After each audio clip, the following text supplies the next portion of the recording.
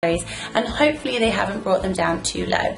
Next, working with them, I will help them to find the most amount of calories they can have without putting on weight. So for me, I can eat about 2,300 calories a day without exercise, and I will just about make sure that I maintain my weight anymore, and I will put on weight. So for me, I can't eat any more than that. 2,300 is pretty amazing. So I try to find this out with all my clients.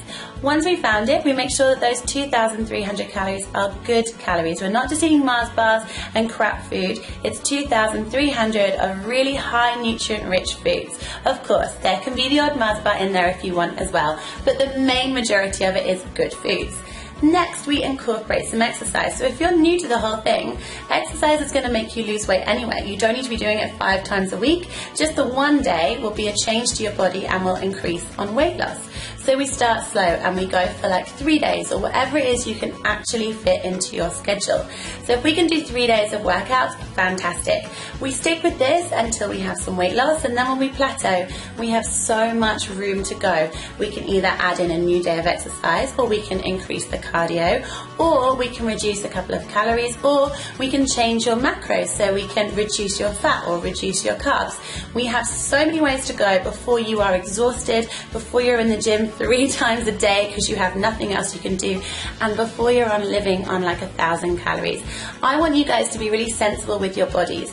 I want it so that you guys can eat the most amount of food and have the least amount of exercise and enjoy your life. I don't need you guys spending your whole days in your gym and counting every calorie there is. So unless you're doing like a bodybuilding competition, or you want to be like a bikini model, or you're doing like a competing, something you need to be monitoring it for, or doing an intense amount of exercise, let's try and make it as easy as possible. Next, are your cupboards too healthy? Have you gone completely OCD and decided that you're never having carbs again? Fat is the dirtiest words of all, and protein is the only thing you're going to have, but you're just going to spend your whole time farting and living on shakes. This is definitely not the idea. Now, my cupboards are not particularly clean. We like to make sure that we have a balanced diet here, because otherwise I would climb the walls and end up in the nearest corner shop scoffing all the Dairy Milk marvelous creations. So what I want you guys to make sure that you do when you do your weekly food shop is you make sure you have something for everything. Don't keep your cupboards super bare so that you feel like you're trapped in your own home and all you think about is food. Sometimes we get too addicted to being really healthy, and it just shocks your body too much.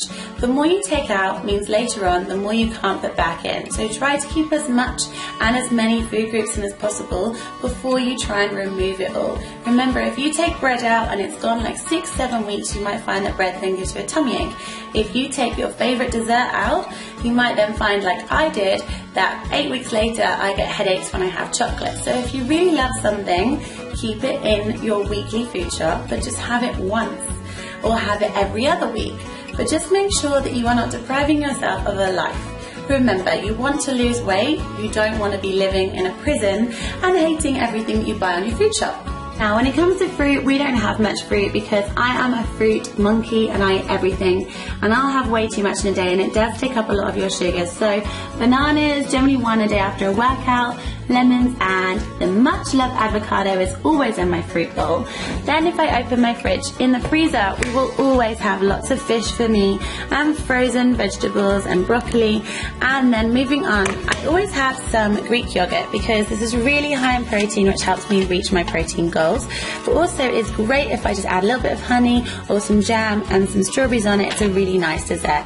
Eggs are hugely popular in our home, as are strawberries and blueberries, in smoothies, on pancakes, in everything. Now, I don't have milk because